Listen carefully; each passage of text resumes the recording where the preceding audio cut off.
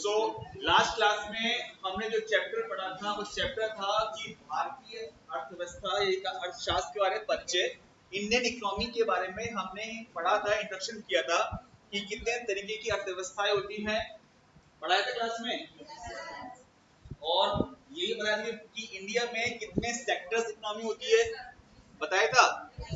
चलिए तो पूछताछ कर लें थोड़ा, रेडी हैं? चलिए तो पूछताछ कर लेते हैं। कहाँ गए मैडम? शुरुआत पीछे वाले से करते हैं, सबसे एक्टिव रहते हैं। आप बताएंगे मैम? हाँ जी। कितने तरीके की अर्थव्यवस्थाएं थी? इकोनॉमी, सेक्टर इकोनॉमी, क्षेत्र कितने थे हमारे? कौन कौन से बताइए? ये याद नहीं है? बहुत बहुत मुबारक हो, आपको याद नहीं है। क्यों मैडम? अभी आप स्टार्टिंग में हो, मेरी बात को सीरियस लेके चलो। धीरे धीरे चलोगे ना तो आपको लेवल बढ़ेगा आपको, तो मेहनत करो अभी से, ठीक है? ये आपको याद करना पड़ेगा। सपना देखा है ना वहां पे नाम लगाने का, तो बस सपने को मेहनत करनी। प्राइमरी, सेकेंडरी, टर्शरी, अब याद आ गया आपको देख के? चलिए ठीक है। तो प्राइमरी, सेकेंडरी, टर्शरी तीन तरीके के हमारे क्षेत्र थे, प्राथमिक, माध्यमिक और तृतीय क्षेत्र।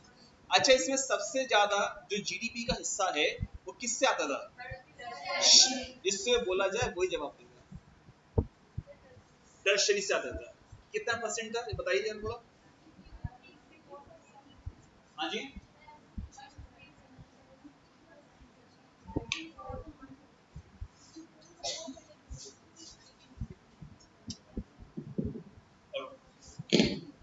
हाँ जी, कितना परसेंट था? 154, 100 में से कितना था? 54.3% था हमारा जीडीपी का, जो मैंने आपको लास्ट क्लास में बताया था इसके बारे में, ठीक है? चलिए, एक हमने पढ़ा था गोल्ड कॉलर, याद आ रहा है? गोल्ड कॉलर के बारे में पढ़ा था हमने, ठीक है? आप बताओ गोल्ड कॉलर वर्कर क्या होते हैं? कौन होता है गोल्ड कॉलर? लास्ट क्लास में थे, आए ना? बताइए क्या था गोल्ड कॉलर?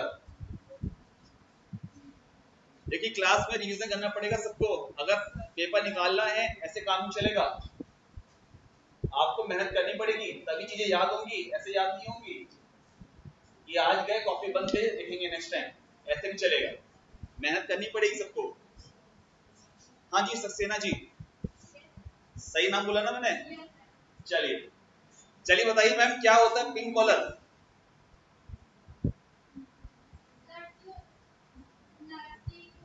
नर्सिंग होती है, और क्या होती है?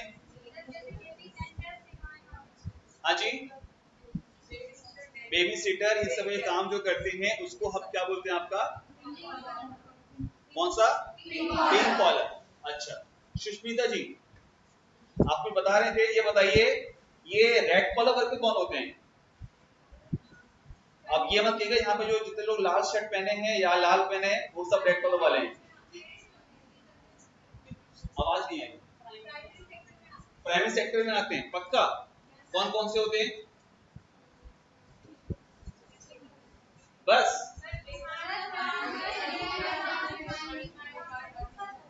चलिए, किसान, श्रमिक जितने भी हैं ये सारे आपके इसमें आते हैं। कितना हिस्सा है इनका जीडीपी में? कितना हिस्सा है? 7 to 80%, ठीक है? देखो होता क्या है कि रिवीजन करना बहुत जरूरी होता है। आप जब इसकी तैयारी कर रहे हो रिवीजन बहुत जरूरी है, विदाउट रिवीजन आप नहीं कर पाओगे, ठीक है? इसलिए ये मेरी आदत है कि जब भी वो क्लास लेता हूँ पूछताछ जरूर करता हूँ, ठीक है?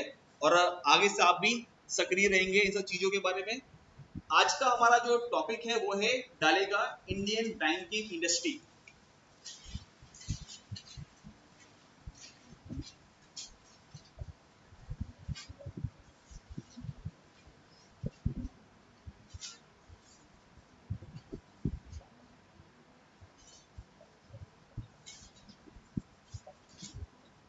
इंडियन बैंकिंग हिस्ट्री,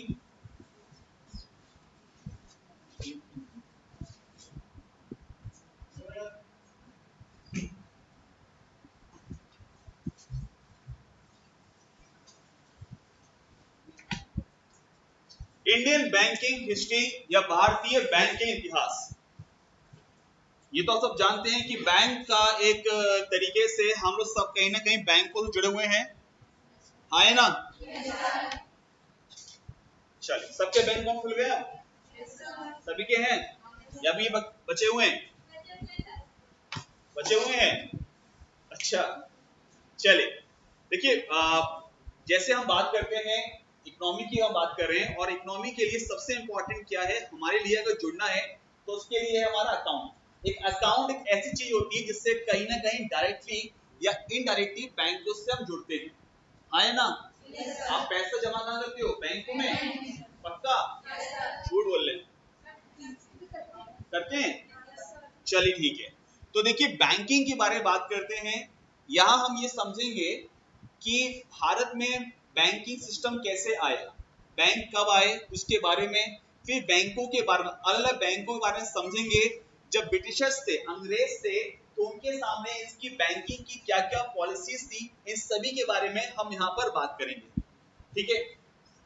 लेकिन मैं अगर आपसे ये पूछूं कि भारत का सबसे पहला बैंक, इंडिया का फर्स्ट बैंक, एक साथ नहीं बोलेंगे, इसको बोलना हाथ रेस करें, आराम से बोलेंगे। हाँ जी मैम, बैंक ऑफ हिंदुस्तान। सबका ये आंसर है या किसी का इससे अलग आंसर है? क्या सबका यही आंसर है? पक्का? बिल्कुल सही कहा। भारत का पहला बैंक, भारत का पहला बैंक, या ये कहें कि इंडिया का पहला बैंक, इसका नाम क्या था? Bank of Hindustan. Bank of Hindustan ये भारत का पहला बैंक था। 1770 में ये बैंक आपका खुला था। इसको खोला गया था कहां पर? कलकत्ता में। कलकत्ता में खोला गया था, और जिस कंपनी ने खोला था उसका नाम था Alexander and company. Alexander and company ने इस बैंक को यहां पर खोला था। ये बैंक चल नहीं पाया किसी वजह से, और आगे चलकर ये बैंक क्या हो गया? आपका बंद हो गया। मतलब कुछ ऐसे समस्या रही बैंक के सामने, ये बैंक आगे चलकर क्या हो गया? बंद हो गया। आगे चलकर ब्रिटिश सरकार, मतलब आप जानते हैं कि भारत में ब्रिटिश सरकार ने राज किया। जी हाँ, तो यही कॉन्सेप्ट भारत में लेकर आए थे, और एक तरीके से ये कहा जाए कि ब्रिटिश सरकार ने यहाँ पर 3 बैंक खोले थे, लेकिन इन तीनों बैंकों को कहा जाता है प्रेसिडेंसी बैंक। क्या बोलते हैं? प्रेसिडेंसी बैंक के नाम से कहा जाता है, प्रेसिडेंसी बैंक के नाम से। प्रेसिडेंसी क्यों कहा जाता है? अभी आप पॉलिटी पढ़ रहे हो, सर ने बताया होगा प्रेसिडेंसीज के बारे में, प्रेसिडेंसीज के बारे में बताया होगा। 3 प्रेसिडेंसी थी हमारी, पता है आपको? बंगाल, मद्रास और बॉम्बे, ठीक है। 1806 में बैंक ऑफ बंगाल आता है, 1840 में बैंक ऑफ बॉम्बे आता है, और 1843 में बैंक ऑफ मद्रास। देखिए, इनको प्रेसिडेंसी इसलिए कहा जाता है क्योंकि यहां पर ब्रिटिशर्स यहां पर शासन करते थे। जो हमारे ब्रिटिशर्स थे वो इन 3 जगहों पे इनका शासन था। बंगाल एक सेंटर में था, आप सब जानते हैं बंगाल सेंटर में था। उसके बाद बॉम्बे खोला गया, उसके बाद आपका मद्रास में खोला गया। तो स्टार्टिंग में 3 जगह, और इन बैंकों को क्या बोलते हैं? क्या बोलते हैं? अब देखो इसमें क्या क्वेश्चन आपका आ सकता है। एक तो ये होगा कि भारत का पहला बैंक का नाम क्या है, ये तो सबको पता है। अब आपसे क्वेश्चन पूछ सकते हैं कि इसमें से कौन सा बैंक प्रेसिडेंसी है या नहीं है। आपके अलग अलग शहरों के नाम डाल देगा क्वेश्चन के अंदर। अब आपको ये आइडेंटिफाई करना है कि इसमें से कौन सा ब्रिटिश सरकार द्वारा बनाया गया प्रेसिडेंसी बैंक है या नहीं है। क्लियर है? आप जानते हैं कि भारत के अंदर 1857 तक ईस्ट इंडिया कंपनी का शासन था, आया ना? और ये बैंक इसलिए खोलते थे ताकि ये क्या कर सके, ये अपने जो ट्रेड एंड कॉमर्स है, मतलब व्यवसायिक गतिविधियां, जैसे सामान को ले जाना, सामान को रखना, इसीलिए इन्होंने यहाँ पर ये 3 बैंक आपके खोले गए। Is it clear? पक्का? चलिए, ये नोट कर लिया सबने? चलिए, अब बारी है, ये तो रहा कि हमारे प्रेसिडेंसी बैंक यहाँ पे खोले गए। जब ये बैंक आपके खोले गए, मतलब तीनों बैंक आपके खोले गए 1806 में, 1840 में, 1843 में, ठीक है? आगे चल के ध्यान से सुनिएगा मेरी बात को, आगे चल के क्या होता है, देश में एक आपका दिल्ली दरबार लगता है। दिल्ली दरबार सुना है आपने? कितने लोगों पहली बार सुनने दिल्ली दरबार? पहली बार सुनने? चलिए, दिल्ली दरबार जब लगा था तो किंग जॉर्ज पंचम, नाम सुना है इनका? ये भारत में आते हैं, और जब ये भारत में आते हैं तो जितनी भी रियासतें थी, जितने भी राजा महाराजा थे, ये वहां के सारे दरबारी उनके आगे जो भी आभूषण है, सोना चांदी है, ये सब पेश करते हैं। ठीक है? आप जानते हैं कि शुरुआती तौर पर देश की राजधानी कलकत्ता हुआ करती थी। आप ये भी जानते हैं कि बाद में देश की राजधानी को कलकत्ता से कहां बनाया गया? दिल्ली में। दिल्ली में उसकी राजधानी को आपका यहाँ पर बनाया गया।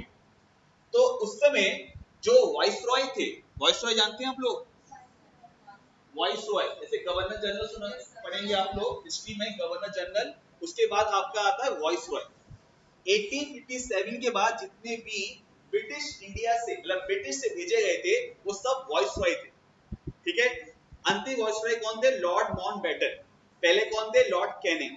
ये आप हिस्ट्री जब पढ़ोगे तब आपको याद आएगा। मैं इसलिए बता रहा हूं क्योंकि ये इतिहास से थोड़ा लिंक करता है चैप्टर, इसलिए आपको थोड़ा क्लियर कर रहा हूं। तो यहाँ पर जैसे मैंने देखा कि यहाँ पर 3 बैंक थे, बंगाल, बॉम्बे, मद्रास।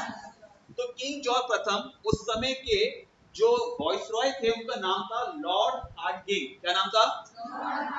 लॉर्ड हार्डिंग से पूछते हैं कि भाई साहब जरा ये बताइए कि कितनी सरकारें यहाँ पर काम कर रही हैं? उन्होंने कहा एक ही सरकार है। बोले क्या नाम है? बोले नाम है ब्रिटिश इंडिया गवर्नमेंट। बोले जब एक ही सरकार है तो ये अलग अलग बैंक क्यों खोले? तो उनके कहने पे, या ये कहा जाए उनके आदेश पे, इन तीनों बैंकों को क्या होता है? विलय या मर्जर। इंग्लिश में कहूं तो मर्जर, हिंदी में कहूं तो विलय। विलय का मतलब होता है कि बैंकों को मिला के, किसी भी चीज को मिला के उसको एक संस्था बनवा देना। ठीक है? तो जैसे मैंने आपसे कहा 27 जनवरी 1921 में ये तीनों बैंकों को क्या होता है? विलय होता है।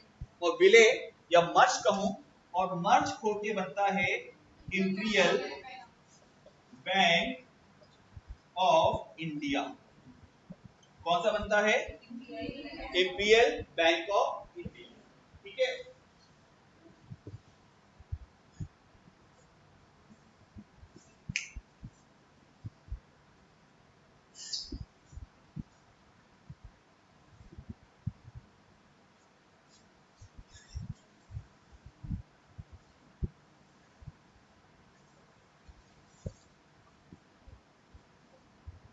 ठीक है? अब भाई ये तो बन गया बैंक हमारा। ठीक है? देश आजाद हुआ। देश कब आजाद हुआ?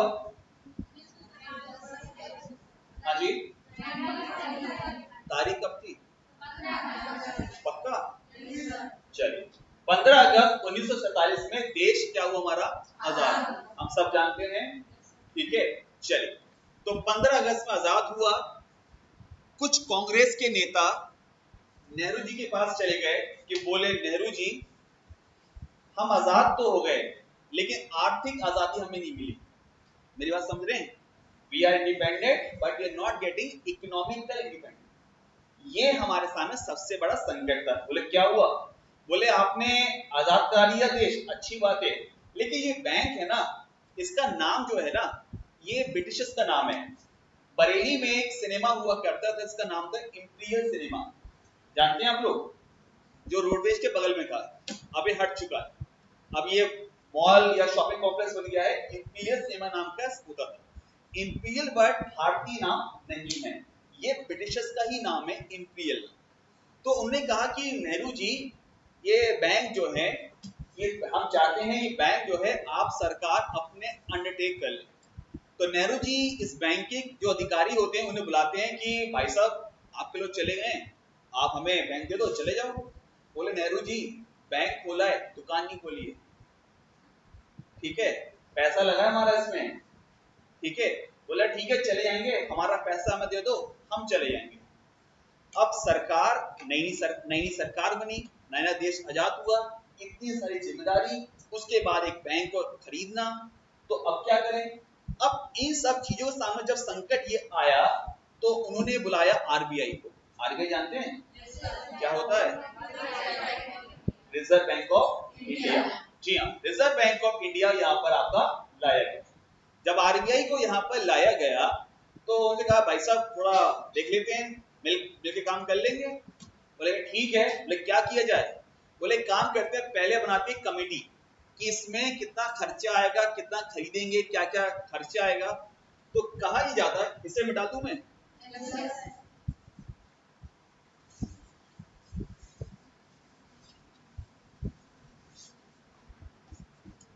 कहा यह जाता है कि कमेटी बनती जिसका नाम क्या होता है?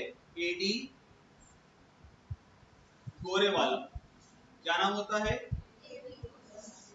एक कमेटी बनती जिसका नाम होता है AD Gorewala committee. AD Gorewala committee यहां पर बनती है और ये कमेटी, इस कमेटी के बारे में जब हम बात करते हैं,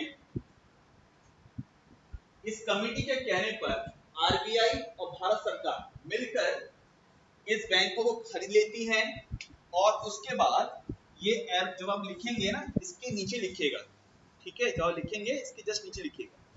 जब ये खरीदती है, खरीदने के बाद ये बनता है 1 जुलाई 1955 में देश का सबसे बड़ा बैंक। क्या बताएं कौन सा बैंक वो होगा? बिल्कुल सही कहा मैडम। कौन सा बनता है ये? State Bank of India. जी हाँ, इसको हम बोलते हैं भारतीय स्टेट बैंक। क्या बोलते हैं इसको? एसबीआई। ठीक है, यहाँ पे बहुत सारे लोगों का खाता एसबीआई में भी होगा, ठीक है। चलिए अच्छी बात है। हाँ जी बताइए, फिर से बताऊं? ये वाला समझ में आ गया आपको? ये बताना है। देखिए जब देश आजाद हुआ, ठीक है, जब ये देश आजाद हुआ तो आजादी के बाद, एक सेकंड,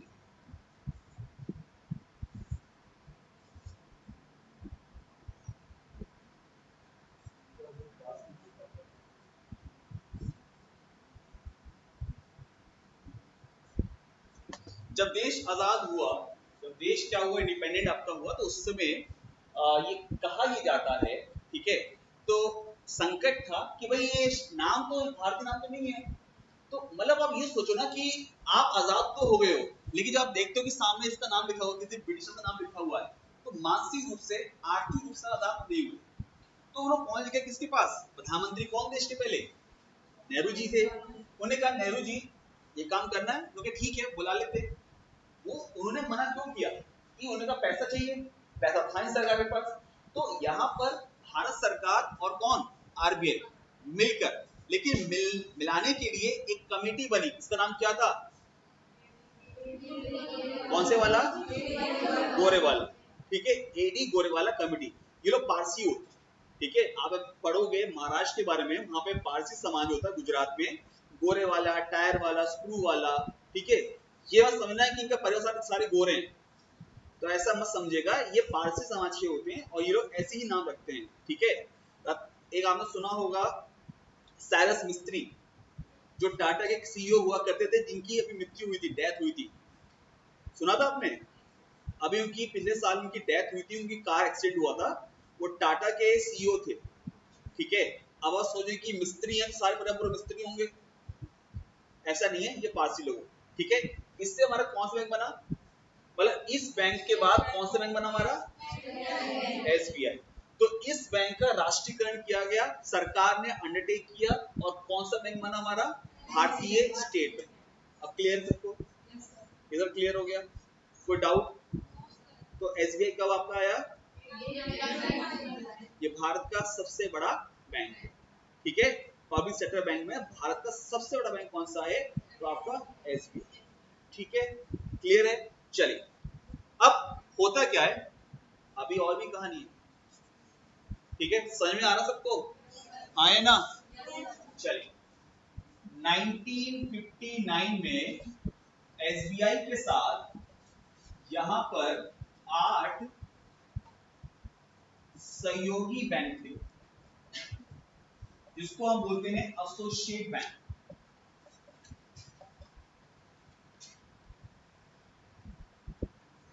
ध्यान से सुनेगा। 1959 में एसबीआई के साथ यहां पर कितने बैंक थे आपके? ये बैंक के नाम शायद आपने सुने होंगे, जैसे state Bank of Bikaner Jaipur, नाम सुना है? स्टेट बैंक ऑफ पटियाला, नहीं सुना? कितने लोगों ने सुना है? कितने लोग पहली बार सुन रहे हैं? ये भी कोई बैंक थे? कब चले गए? ये भी बैंक थे, अभी बात बताएंगे आपको। 2017 में अभी कोई बैंक नहीं है, सारे बैंक एसबीआई में मर्ज कर दिए गए हैं, लेकिन ये भी बैंक बनाए गए। ठीक है, जैसे ये लगभग कहा जाए 8 बैंक थे, जिसमें बीकानेर जयपुर था, त्रावणकोर जो साउथ में पड़ता है, इस हिसाब से कई सारे बैंक थे जो अलग अलग उस पे आपके खोले गए थे। ठीक है, मेरी बात समझ में आ रही है? सभी को आ रही है? ठीक है, चल, मेरा प्रश्न ये है कि भाई जब एसबीआई था तो इनको, जब ये ऑलरेडी पहले से बैंक थे, क्यों इनको एसबीआई के साथ जोड़ा गया?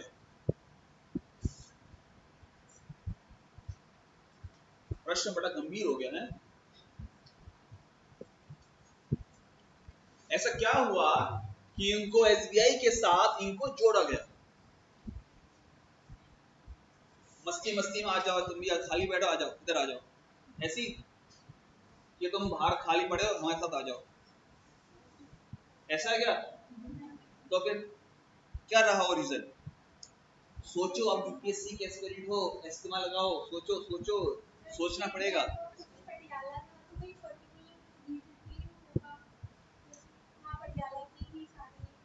चलिए ठीक है, हम मान की पटियाला में पटियाला की था, ये आपका कथन है।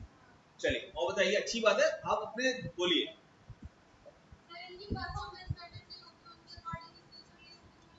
ठीक है, मान लेते हैं आपकी बात को। और कोई?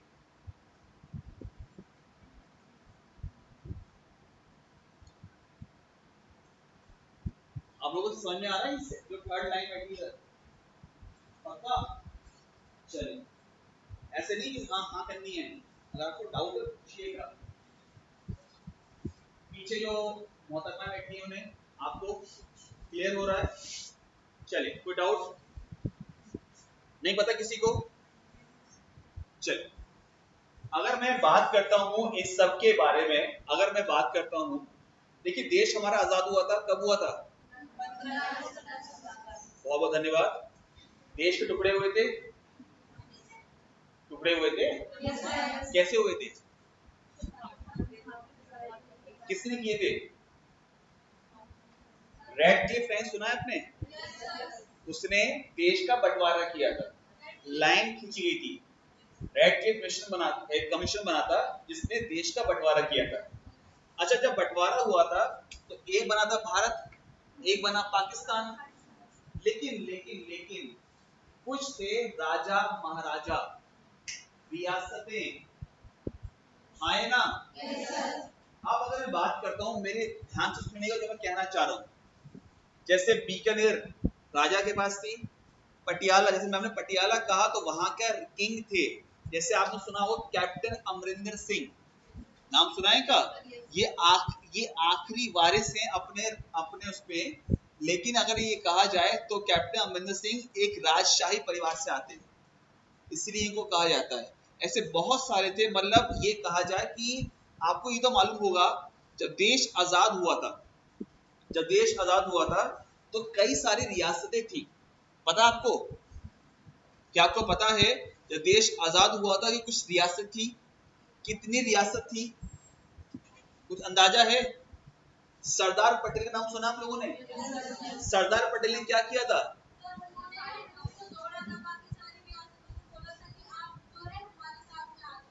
Exactly.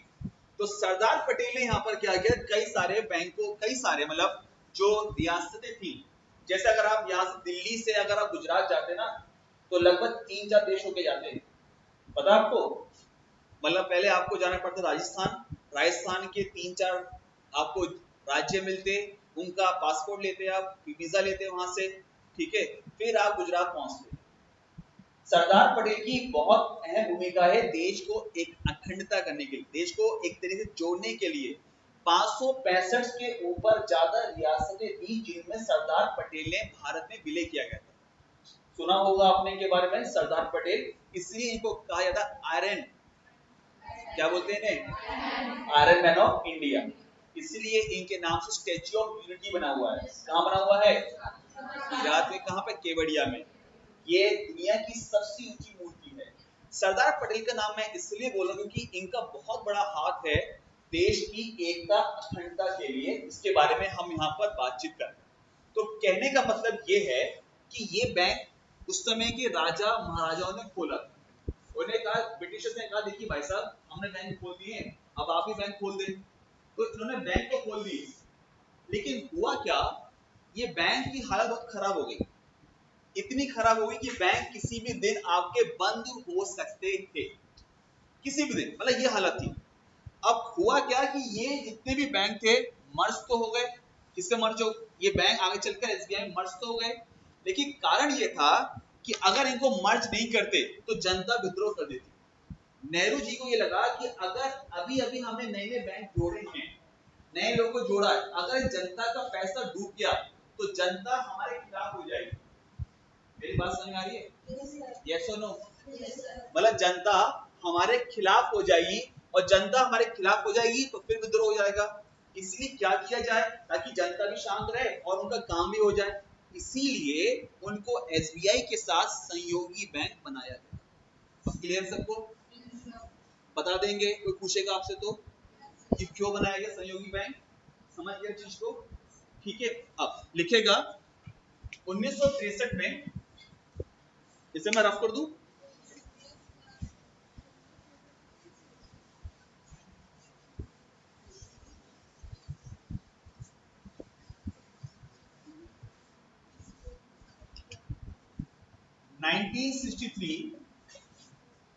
State Bank of Bikaner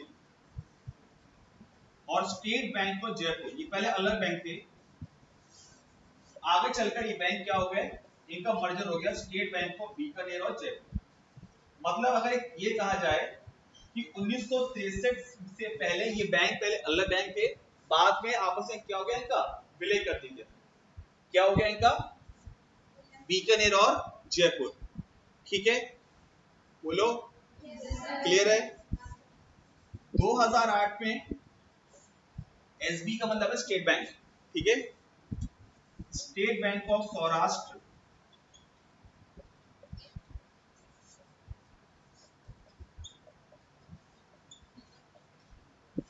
2010 में स्टेट बैंक ऑफ इंदौर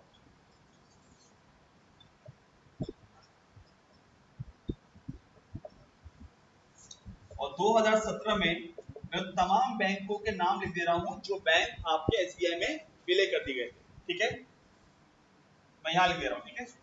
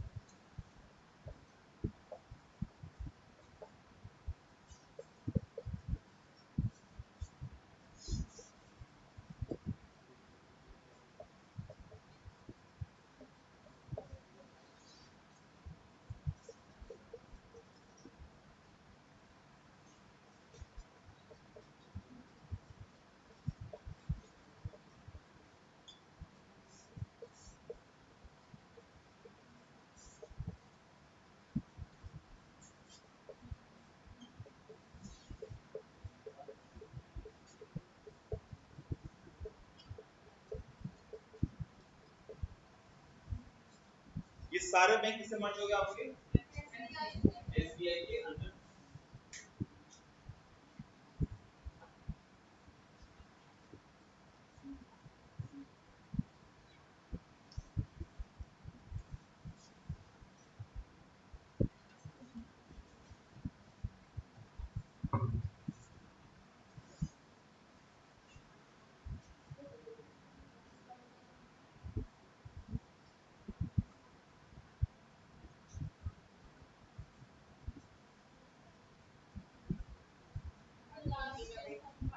भारतीय महिला बैंक, इस सारे बैंक 2017 में इनका विलय कर दिया गया एसबीआई के अंदर।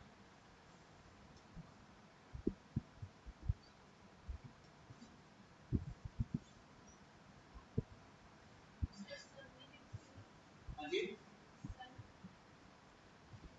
क्या कह रहे हैं? सब 70 में हुआ।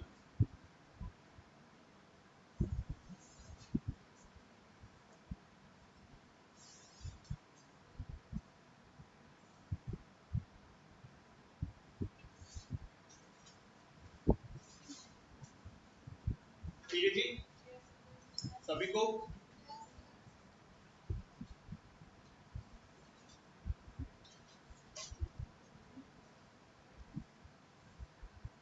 तो भाई ये कहानी थी एसबीआई की।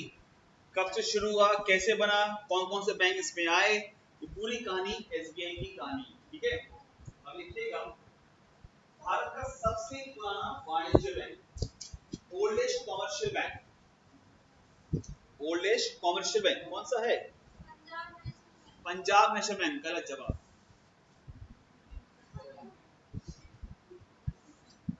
इसका नाम है इलाहाबाद। ठीक है, कौन सा बैंक है? इलाहाबाद बैंक। ये आया था 1835। ये सबका हो गया पहले? थोड़ी स्पीड बढ़ाइए, स्पीड से काम करिए, थोड़ा स्पीड बढ़ाइए सब लोग।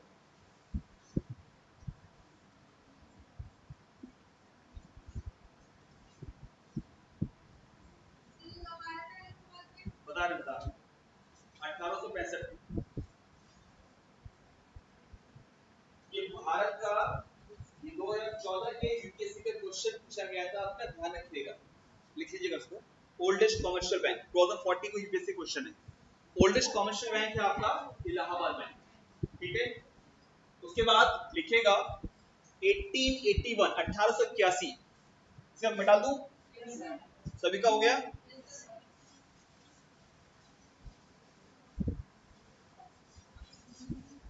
देखिए बैंक का नाम तो था अवध, अवध कॉमर्शियल बैंक, लेकिन जो ब्रिटिशर्स है ना, उनका जो प्रोनाउंसिएशन था वो अवध को ऑल, ऑल, OUDH।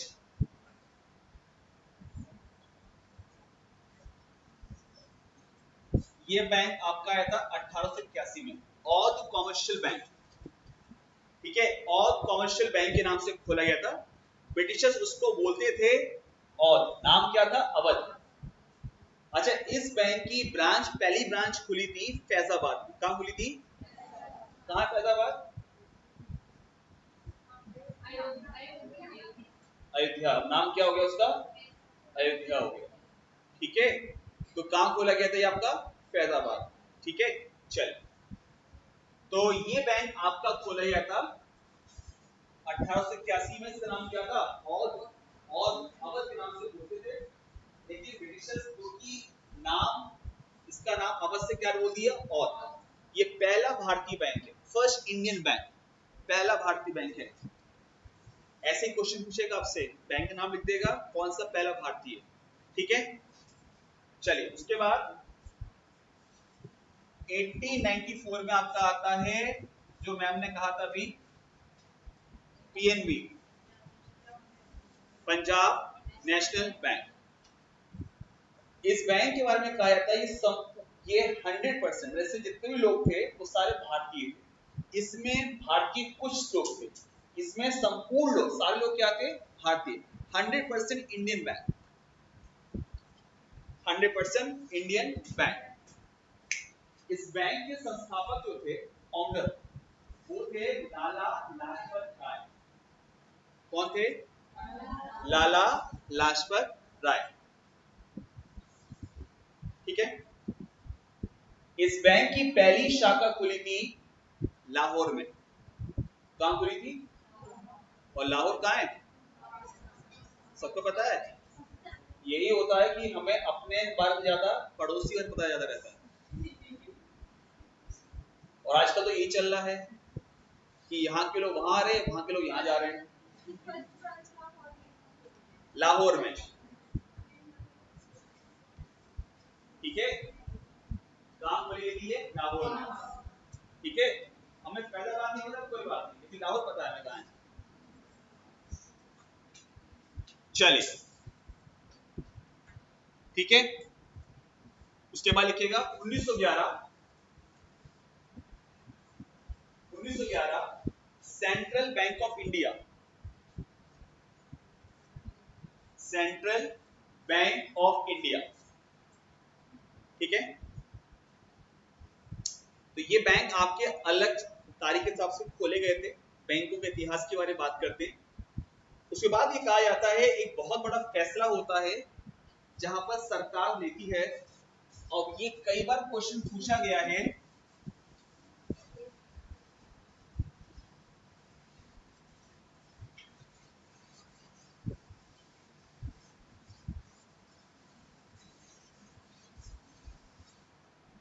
वो है बैंकों का राष्ट्रीयकरण। इंग्लिश में कहूं नेशनलाइजेशन ऑफ अ बैंक। सुना होगा इसके बारे में आप लोगों ने। यहां कितने लोग कॉमर्स वाले हैं? नेशनलाइजेशन ऑफ अ बैंक, कुछ चंद ही लोग दिख रहे हैं, बाकी लोगों ने हाथ नीचे कर ली क्या? 4-5 लोग ही हैं कॉमर्स वाले।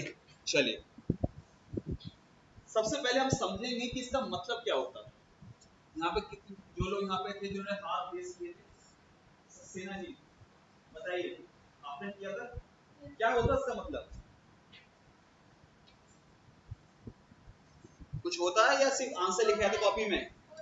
होता है, कुछ तो रहा होगा। मतलब कि आखिर में सरकार ने एक कदम उठाया। मैं लिख दे रहा हूं यहाँ पर,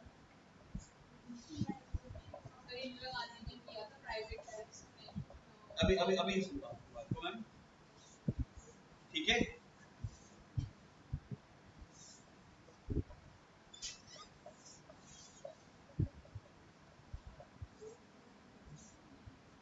किसका आंसर था? कौन बोल रहा था? आप कह रहे थे जी, बताइए। सर, इंदिरा गांधी ने किया था प्राइवेट बैंक्स को नेशनलाइज। ओके, क्यों? सर, जो नेशनलाइज बैंक्स होती हैं, जैसे मौके पर सबका ही प्रॉफिट अर्निंग होता है, बट क्या लगता है कि आपका अकाउंट अगर किसी बैंक, आपका अकाउंट किसमें है? सर, है ही नहीं। तो मोदी जी से कहना पड़ेगा जनधन अकाउंट खुलाया जाए आपके लिए। उतना प्रचार कर रहे हैं कि 50 करोड़ लोगों के लिए हम जनधन अकाउंट खोल दिए, तो आप कहाँ थे? सर, बट वो बंद हो गया। तो ये कहना था नहीं, आपने बंद करवा दिया। नहीं सर, वो बंद है। चलिए ठीक है। हाँ जी, क्या लगता है इसमें? मैं आपको ऐसे क्वेश्चन पूछूंगा क्योंकि एज अ यूपीएससी एस्पिरेंट आपके दिमाग में क्वेश्चन आना चाहिए। हाँ जी सर, जो प्राइवेट बैंक्स होंगी वो लैंडिंग अपने अपने लिए करेंगी सर, वो मतलब अपने बिजनेस और बाकी सारी चीजों में करेंगी। और जो मतलब जैसे कॉमन लोग जो आना चाहेंगे, जिनको लोन्स चाहिए होंगे, हाँ, तो उनको नेशनलाइज बैंक ज्यादा प्रेफर करेंगी। और एग्रीकल्चरल लोन्स और बाकी सारे जो लोन्स हैं, ठीक है, या फिर micro small and medium enterprises, उनको भी ये बैंक्स जो है ज्यादा। मतलब आपको कहना मतलब है कि जो आम लोग हैं उनके पास पैसा नहीं पहुंच रहा था, जो एक आम लोग की बात करें, और ये कुछ ही लोगों का उनका एक हथकंडा था। सर, प्राइवेट बैंक्स जो होती है वो प्राइवेट मतलब प्राइवेट सेक्टर में लैंडिंग ज्यादा करती है। ठीक है, अपने पर्सनल। गुड, क्या नाम आपका? अंजलि। ठीक है, और बताइए। अच्छा, मैंने कुछ दिनों पहले करंट अफेयर्स की न्यूज डाली थी द हिंदू की। क्या हो गया? ऐसा कुछ सांप आ गया उसमें क्या? डाली थी। कितने लोगों ने उसको बस इमेज को देखा, ये क्या आ गया, हटाओ उसको। देखा भी था उसको, क्या था वो न्यूज? पढ़ा था, कोशिश की थी, जाने कोशिश की थी उसकी, किस तरह क्यों डाला आपने?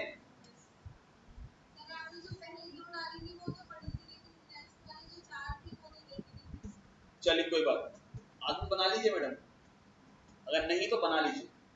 करंट अफेयर बहुत जरूरी है, क्योंकि क्योंकि क्वेश्चन पूछेगा यूपीएससी ना, करंट रिलेटेड पूछेगा, बट तभी लोग करंट अफेयर्स का रोल आएगा डायरेक्टली या इनडायरेक्टली। मैं आपको इसलिए पढ़ा रहा हूँ क्योंकि पीछे लॉजिक है, उसकी आपको सारा सारांश मिला। अगर जब आप मेंस में लिखोगे ना, यही काम आएगा आपके, आएगा लिखना, ठीक है। अगर आप, तो इसलिए मैं आपको न्यूज दे रहा हूँ, मैंने आपसे पहले कहा था कंटेंट मैं आपको देता रहूंगा, और क्योंकि वो न्यूज ऐसी थी जिसके ऊपर क्वेश्चन आ सकता है, यूपीएससी क्वेश्चन ऐसे ही पूछेगा आपसे, ठीक है। अभी मैं हिंदी में भी लाऊंगा, जो हिंदी माध्यम वाले नाराज ना हो उनको मैं दूंगा मैं, ठीक है। अभी जो मेरे सोर्सेस आ रहे हैं आपको सब कुछ दूंगा यहाँ, ठीक है। चल, तो यहाँ पर और कुछ कहना है इसके बारे में? नहीं। चले, मैं इसको थोड़ा सा इतिहास से और जंप कर रहा हूँ। आजादी के बाद 1962 में हमारी जंग किससे हुई थी? जंग राजस्थान वाली, चाइना से या चीन से हुई थी। और 1965 में हमारी जंग किससे हुई थी? किससे हुई थी? पाकिस्तान से। देखिए 62 की जंग तो हम हार गए थे, पता होगा सबको। 65 की जंग हम जीत गए थे। उस समय देश का प्रधानमंत्री कौन थे? नरेंद्र मोदी? नहीं। कौन थे? जी नहीं, एक और भी थे, लाल बहादुर शास्त्री। शास्त्री जी के सामने एक संकट, देखिए जब शास्त्री जी जंग में थे और उस समय एक और संकट था। संकट क्या था उसको समझेगा। देश में अनाज की कमी हुई, मतलब ये मान के चलिए कि हम दूसरे देशों पे डिपेंडेंट थे, मतलब उन पर निर्भर थे, वहां से अनाज आएगा तो हम खा सकेंगे। क्योंकि 2 साल हमने सूखा झेला, 2 साल हमने यहाँ पर सूखा झेला था। अब इतना सारा सब कुछ हुआ तो शास्त्री जी को लगा कि कैसे उसको टैकल किया जाए, क्या किया जाए। इधर जंग भी हो गई थी, तो शास्त्री जी ने अपील की थी सभी लोगों से, भाई देश संकट में है, हम चाहते हैं कि आप हफ्ते में एक समय खाना मत खाइए। मेरी बात समझ में आ रही है? लोगों ने माना भी था। और उसके बाद कहा जाता है कि हमारे भारतीय फौज के उससे उन्होंने पाकिस्तान में जाकर उन्होंने वहां पर लाहौर और सियालकोट को अपने कब्जे में कर लिया था।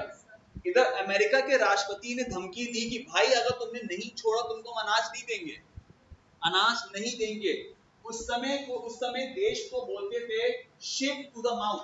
लिख लीजिएगा, 1965 में भारत को क्या बोलते थे? Ship to the mouth. Economy के शब्द है ये, शिप टू द माउथ, मतलब जहाज से आएगा और सीधे जहाज से आएगा और वो हमारे लोगों में अनाज मिलेगा। Ship to the mouth, ship मतलब पानी का जहाज, to the mouth. 1965 Shastri ji दबाव में आ गए। उन्होंने कहा कि भाई देश के सामने संकट है, खाद्यान्न संकट है, मतलब अनाज नहीं है, इसलिए उन्होंने यहाँ पर पाकिस्तान का लाहौर सियालकोट को वापस छोड़ दिया। अब उसके बाद शास्त्री जी ने क्या किया कि आगे चलकर उन्हें बनाया हरित क्रांति।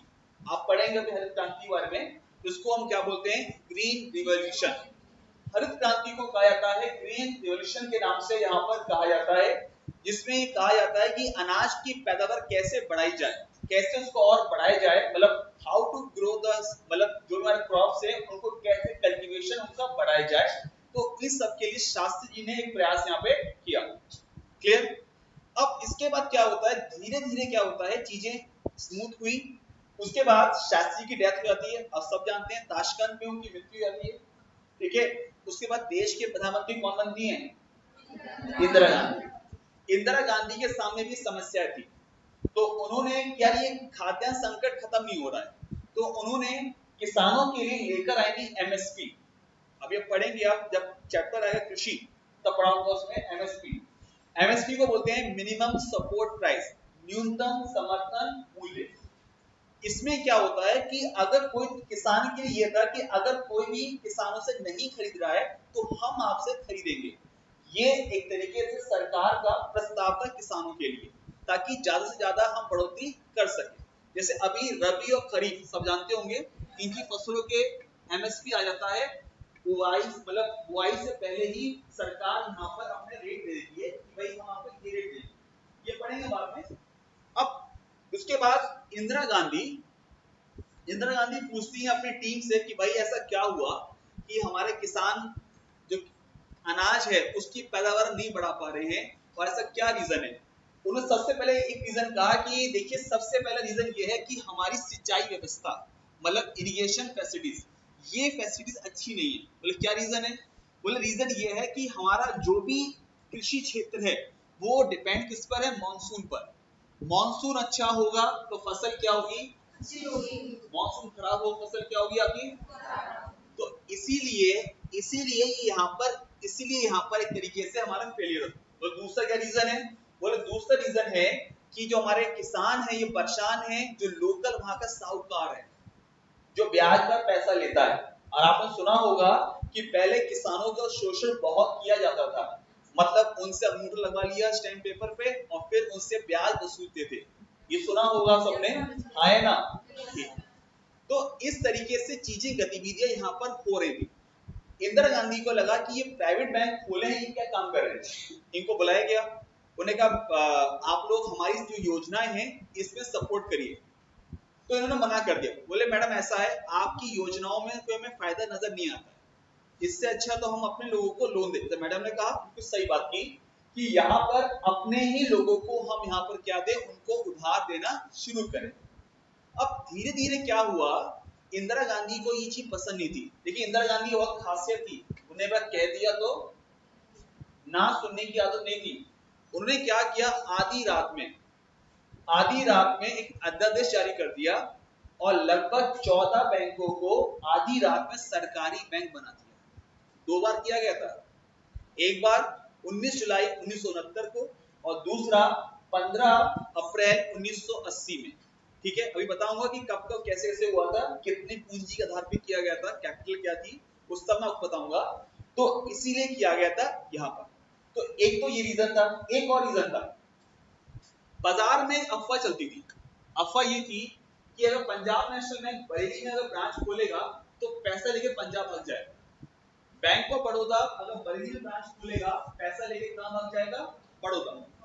आपके घर में जिनकी पेंशन आती है, दादा दादी नाना नानी जो भी घर में है आपके, जो भी बुजुर्ग हैं, उनकी पेंशन या तो आती हुई एसबीआई में या फिर डाकखाने में, आया ना?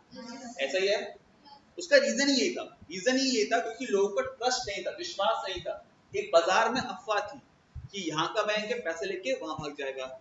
इसीलिए सरकार ने इनको ट्रस्ट बनाने के लिए दे मेक अ नेशनलाइज, इसकी राष्ट्रीयकरण इन बैंकों का आपका किया गया। ठीक है, लिखिएगा।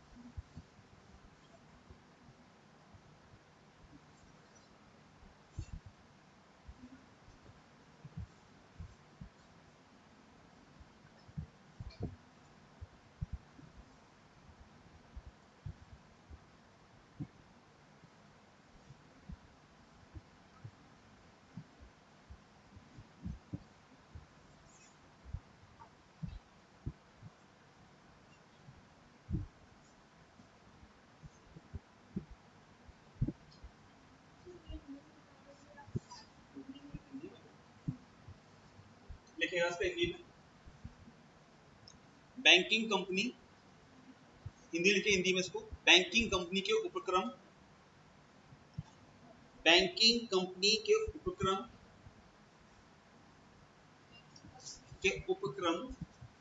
मुझे हिंदी लिखना है, बैंकिंग कंपनी के उपक्रम के अधिकरण के अधिग्रहण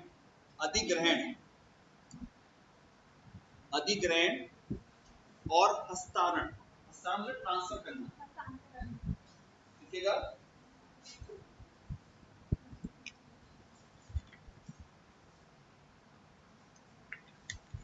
लिख लिया, हस्तांतरण लिख लिया, एक्ट कानून,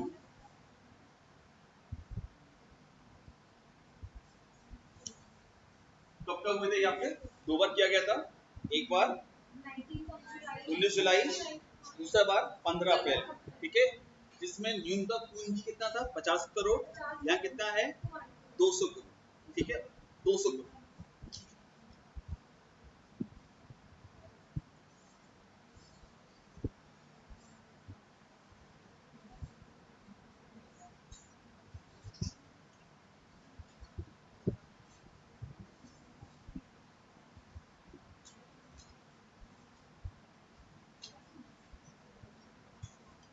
देख लिया,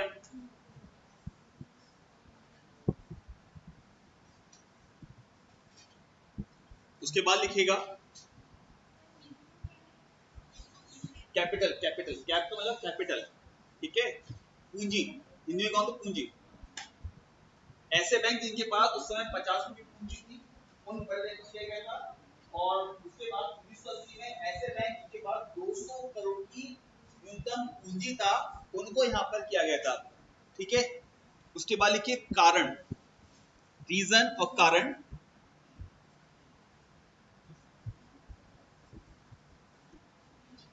देखिए देश के ग्रामीण और कृषि क्षेत्र को बढ़ाने, देश के ग्रामीण और कृषि क्षेत्र को बढ़ाने में मदद की जाए, help in boosting the rural and agriculture sector of the economy, देश के ग्रामीण और कृषि क्षेत्र के बढ़ाने की मदद की जाए।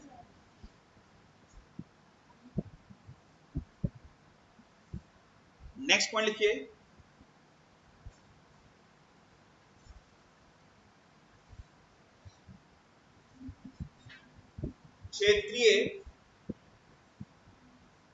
क्षेत्र की असमानता,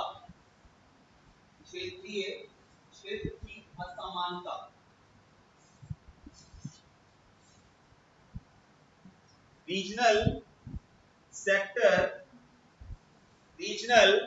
सेक्टर डिस्पैरिटी, जिसमें मैंने बताया था ना आपको कि जैसे पीएनबी वाले क्या हुआ थी, उसको बोलते हैं रीजनल सेक्टर डिस्पैरिटी, क्षेत्र की असमानता। कहने मतलब ये है कि क्योंकि लोगों को विश्वास नहीं था इन बैंकों के प्रति, इसलिए इनको बैंकों का राष्ट्रीयकरण किया गया। ये बात क्लियर है? किसी को यहाँ तक दिक्कत, कोई डाउट बोलो, ठीक है। तो 2 बार किया गया था, एक बार कब किया गया था आपका, बाकी लोग नहीं बोल पा रहे, क्या हुआ समझ में नहीं आया, पीछे आ रहा समझ में। और दूसरी बार कब किया गया, 15 अप्रैल, कितने बैंक हुए थे, उसके बाद लिखिएगा, बिल्कुल लिखिएगा, बाद में 1993 1993, बाद में later on in 1993 new bank of India, कौन सा bank, new bank of India का विलय पंजाब नेशनल बैंक में कर दिया गया। किसमें कर दिया गया, पंजाब नेशनल बैंक में। लिखेगा later on in the year 1993, New Bank of India merged with Punjab National Bank. लिख लिया? हिंदी में लिखेगा। बाद में वर्ष 1993 में न्यू बैंक ऑफ इंडिया का विलय पंजाब नेशनल बैंक में कर दिया गया। ठीक है, क्लियर है? चलिए, क्या आप जानते हैं कि 2020 में बैंकों का सबसे बड़ा विलय किया गया था, मर्जर किया गया था?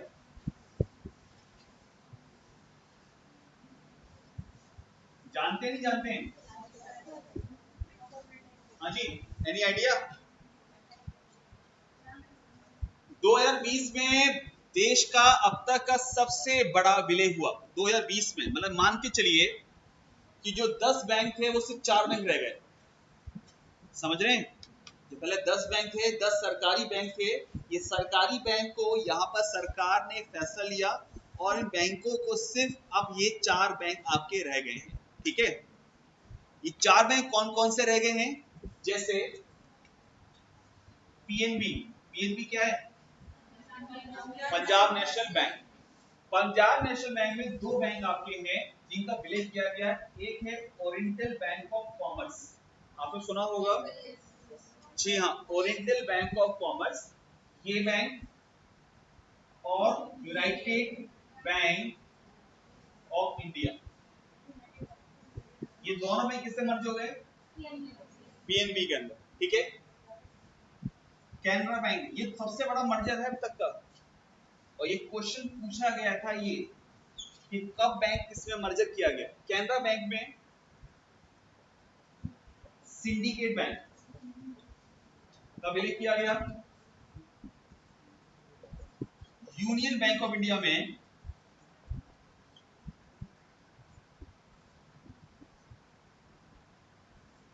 आंध्रा बैंक और कॉर्पोरेशन बैंक। ठीक है, उसके बाद है इंडियन बैंक में जो विलय किया गया आपका इलाहाबाद बैंक। कहने मतलब ये है, ये सारे बैंक आपके किससे मर्ज हो गए हैं? इन बैंकों में मर्जर कर दिए गए। लिख लीजिएगा,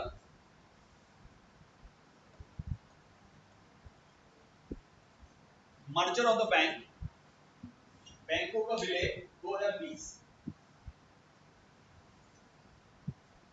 मर्जर ऑफ द बैंक, बैंकों का मर्जर 2020 में।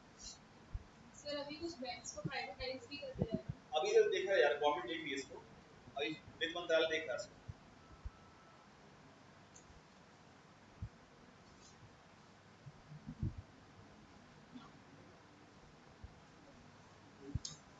मैडम दिख नहीं रहा सर? दिख रहा है? बोर्ड दिख रहा है? सबको दिख रहा है सर? हट जाओ।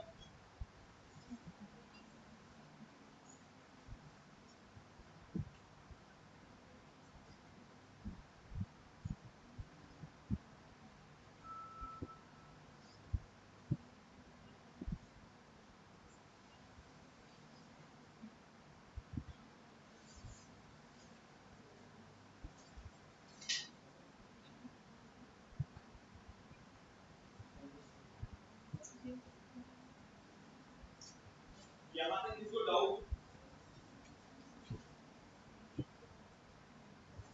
पक्का?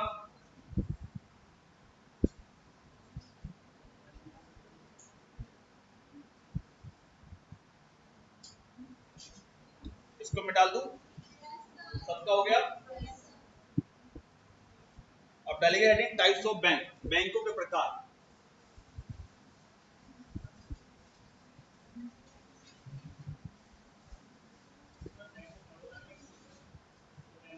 ये तो 2019 में हुआ था, देना बैंक, विजय बैंक। 20 में अभी मर्जर सबसे बड़ा, ऐसा मर्जर बहुत हो गया बीच में।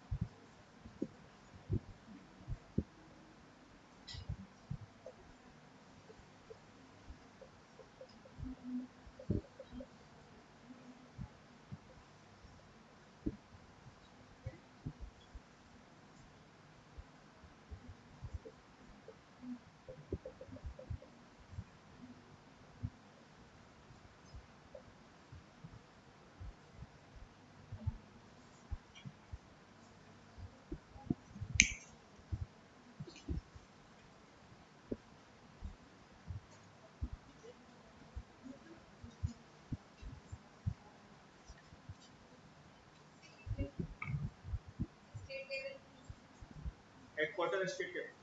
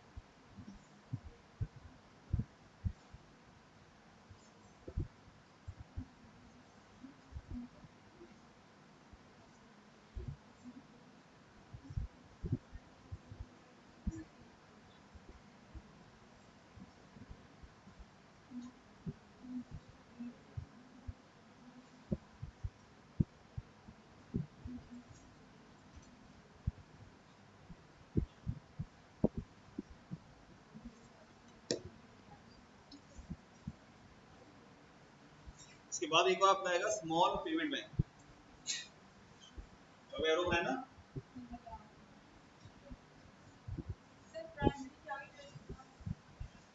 Primary credit society.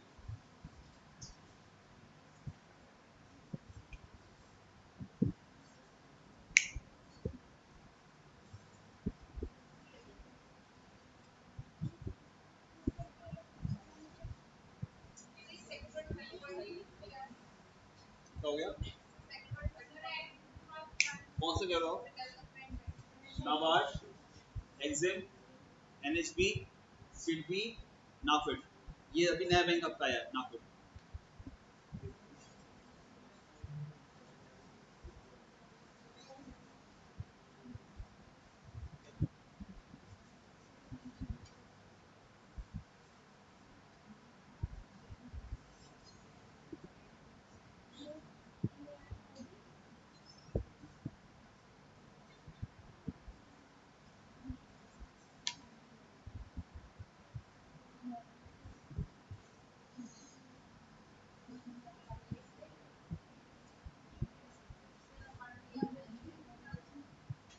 ये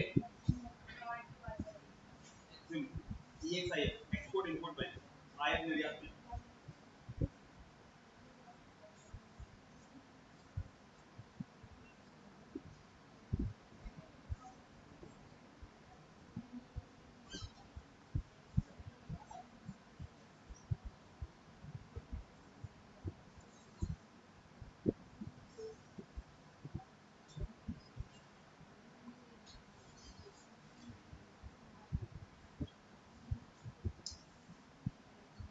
हो गया,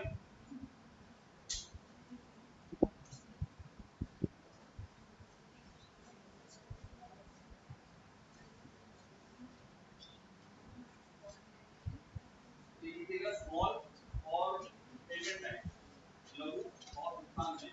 ठीक है, इसके बाद देखिएगा ये 2015 में लाया गया था कॉन्सेप्ट आरबीआई द्वारा, स्मॉल और पेमेंट बैंक, लघु और भुगतान बैंक। 2015 लाया गया,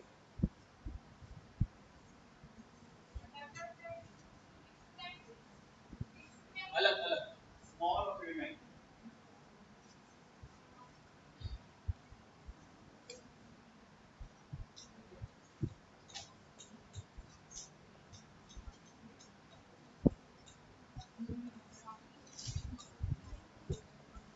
लघु और भुगतान बैंक, ठीक है,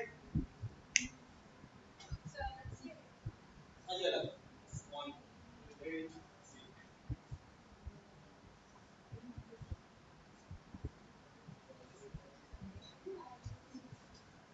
ठीक है, अब उसको देखेंगे।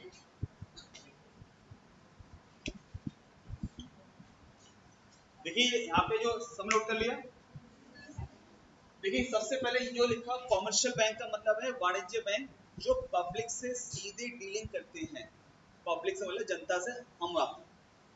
इनका काम होता है आपसे पैसा जमा कराना और जब भी आपको जरूरत है आपको उधार देना। जैसे पब्लिक सेक्टर बैंक कौन से होते हैं? सरकारी बैंक आपके, जो आपकी गवर्नमेंट बैंक आपकी होती है, जैसे एसबीआई है, बैंक ऑफ बड़ौदा है, सारे बैंक इसमें आपके आते हैं। सार्वजनिक बैंक बोला जाता है, ये सारे आपके सरकारी बैंक आपके आते हैं। ठीक है, क्लियर है। उसके बाद आपका आता है प्राइवेट सेक्टर बैंक, जिन्हें हम क्या बोलते हैं? निजी बैंक। जैसे हमारा आईसीआईसीआई है, एचडीएफसी है, आपने बैंक का बारे में सुना होगा। ये सारे इसमें आपके आते हैं प्राइवेट सेक्टर। उसके बाद आपका आता है फॉरेन बैंक, विदेशी बैंक। विदेशी बैंक भी एक तरीके से कहा जाए, क्योंकि हम बात कर रहे हैं पूरे भारत की बात कर रहे हैं। तो विदेशी बैंक वो होते हैं जिनका हेड ऑफिस हेडक्वार्टर तो अपने देश में है, यहाँ पर उन्हें यहाँ पर क्या खोल रखी है, ब्रांचेस खोल रखी है। जैसे बैंक है HSBC, Hong Kong Shanghai banking corporation, bank of America, ये ऐसे बैंक हैं जिनका ब्रांच, जिनका हेड ऑफिस कहाँ पर है, विदेश में। यहाँ पर उन्हें अपनी ब्रांचेस खोल रखी है। ऐसे भारतीय बैंक भी करते हैं, ठीक है, जैसे ये बैंक है, ऐसे भारतीय बैंक भी करते हैं। तो इसको जो भारतीय बैंक कर रहे हैं इसको हम बोलते हैं ओवरसीज बैंकिंग। जैसे सबसे ज्यादा किस बैंक की ब्रांच विदेशों में है, तो वो है आपका एसबीआई, ठीक है, ध्यान रखिए।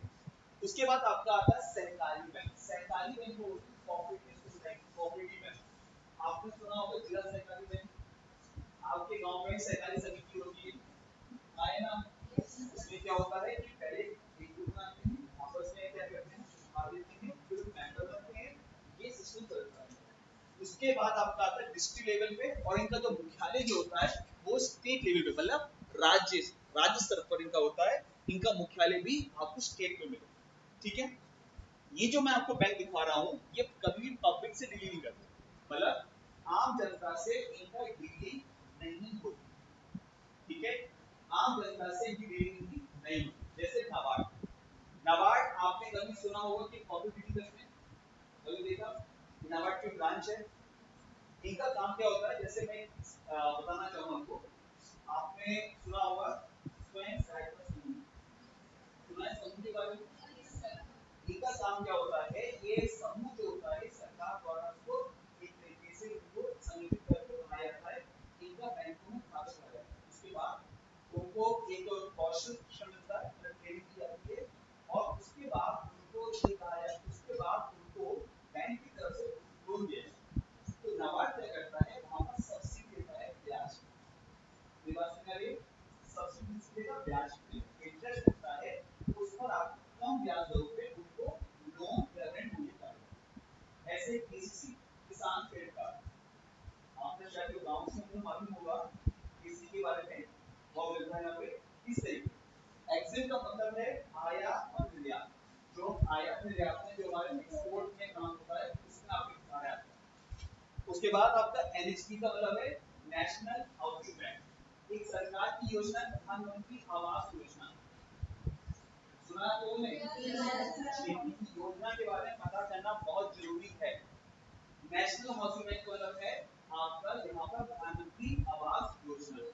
तो आवास योजना के जरिए यहाँ पर क्या होता है, सरकार सब्सिडी देती है, यहाँ पर ब्याज दरों में कम करने के लिए। इसके दो स्तर होते हैं, ग्रामीण स्तर पर होता है और शहरी स्तर पर होता है। तो ग्रामीण स्तर पर तो ग्रांट के मकान बनाने के लिए पैसा मिलता है, शहरी स्तर पर क्या होता है कि आपको एक तरीके से छूट मिलती है आपके ऋण, ठीक है। उसके बाद है सिडबी। सिडबी की बात करते हैं, तो सिडबी का काम है एक तरीके से फुल फॉर्म है small industry development bank of India.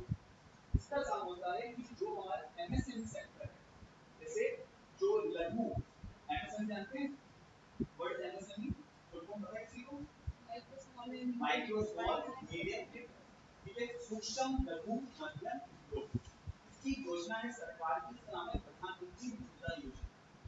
प्रधानमंत्री मुद्रा योजना एक तरीके सरकार की योजना है, जिसमें बिना किसी सिक्योरिटी को आपको 10 लाख रुपए का ऋण मिल सकता है। सरकार की योजना, इसके जरिए आपको ऋण मिल सकता है। तो ऐसी तमाम सरकारी योजना, मतलब इनका काम क्या है, ऑफिस ड्यूटी कर रहे हैं, ये सरकार के जरिए बैंकों के माध्यम से आपको जोड़ रहे हैं। बात समझ आ गई। ये जो बैंक है आपके, अगला बैंक आपका आता है स्मॉल और पेमेंट।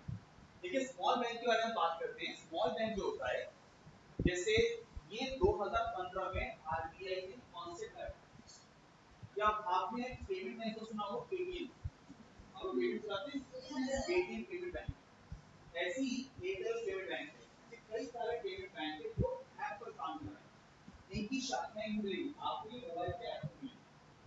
ऐसे ही आपका स्मॉल बैंक है जिसके बारे में हम बात कर रहे हैं। स्मॉल बैंक के बारे में मतलब ये है कि एक तरीके से लोगों को जोड़ना, ठीक है। इनके बारे में क्या क्या चीजें हैं वो हम आपसे नेक्स्ट क्लास में डिस्कशन करेंगे, सबके बारे में।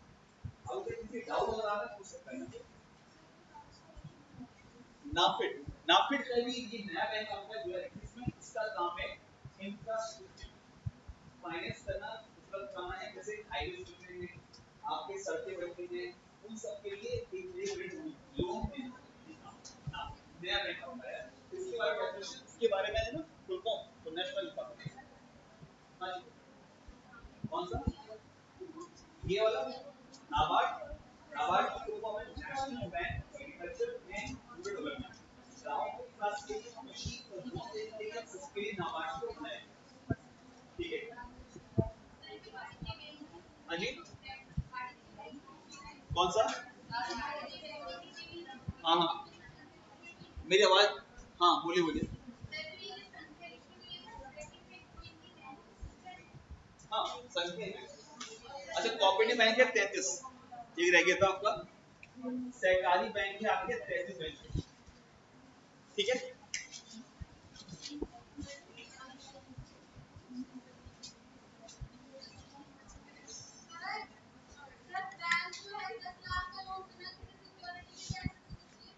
मैडम योजना है आप बैंक का प्लान लेके जाइए आपका प्लान सक्सेसफुल होगा।